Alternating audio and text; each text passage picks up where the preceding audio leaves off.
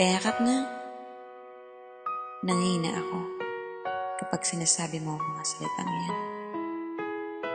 Kasi lalo ko lang nararamdaman ang distansya nating dalawa.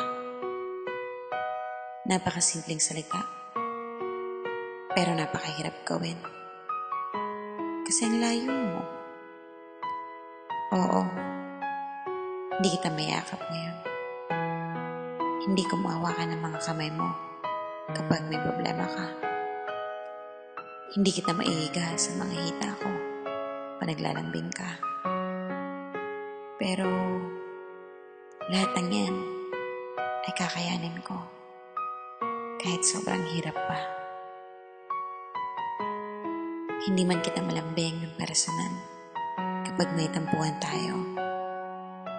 Hindi ko man nasisilayan ang mga ngiti mo sa tuwing sinasabi mo, mahal mo ko. Hindi ko man marinig ng personal ang tawa mo kapag nagbibiruan tayo. Pero titiisin ko yan para may pakita sa'yo kung gaano kita kamahal. Sa daming beses na inaway kita, andyan ka pa rin. Pilit mo pa din akong iniintindi. Kahit na alam kong mahirap akong pakisamahan. Pero ang totoo niyan, hindi kita bibitawan. Alam mo ba ang dahilan? Dahil ayokong mawala ka. Dahil sa piling mo lang ako magiging masaya. Oo, magkalayo tayo ngayon. Pero hindi naman yung permanente. Dahil darating ang araw na makakasama din kita. Distansya. Maraming nagsasabi na dito mo raw masusubok ang isang relasyon. Pero palagi mong tatandaan, distansya lang yan. Kaya natin yan.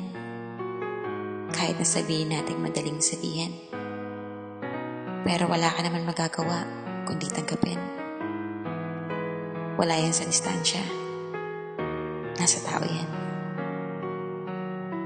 Totoo pala ang sabi nila na kapag daw ang isang tao ay malayo sa'yo, lalo daw lalalim ang nararamdaman mo. Kasi nga, nandyan yung pagkasabik na makita mo siya. Alam mo bang palagi kitang naiisip?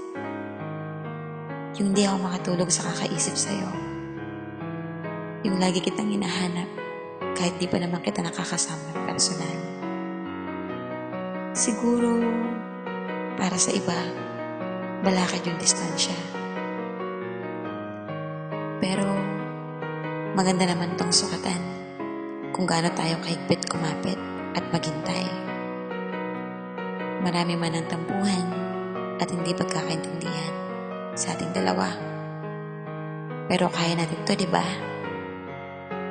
Hindi man madali yung ganito dahil malayo ka. Yung tipong magkaiba tayo ng mundong ginagalawan. Magkaiba ang oras natin at kailangan natin baguhin ang oras ng pagtulog at pagising para lang mapanatili ang komunikasyon. At minsan, doon pumapasok at naiisip ko na baka mapagod ka na at magsawa sa mga bagay na palagi natin ginagawa. Mga pagtatampo ko na alam ko na minsan wala naman talaga sa lugar. Kasi eto yung mga bagay na hindi ko masabi dahil di ko kayang ipaliwanag. Ang alam ko lang ay laging napakaraming tanong sa aking isipan. Hanggang sa dumating ang oras na naisip ko na ano bang mas mahalaga? Yung mga sinasabi mo? Yung mga pinapakita mo? Or pinaparamdam mo? At dahil doon, naliwanagan ako na napakarami mo nang nagawa para sa akin. At hindi ko yung nakikita noon. dahil nabubulagan ako sa mga bagay na hinahanap ko na hindi mo magawa. Sabi nga, ang pagmamahal ay hindi sinasabayan ng pagrereklamo. Kaya kung mahal mo, intindihin mo. Mahal kita. Mahal mo ako. Sapat na yung rason upang patuloy na kumapit tayo sa isa't isa.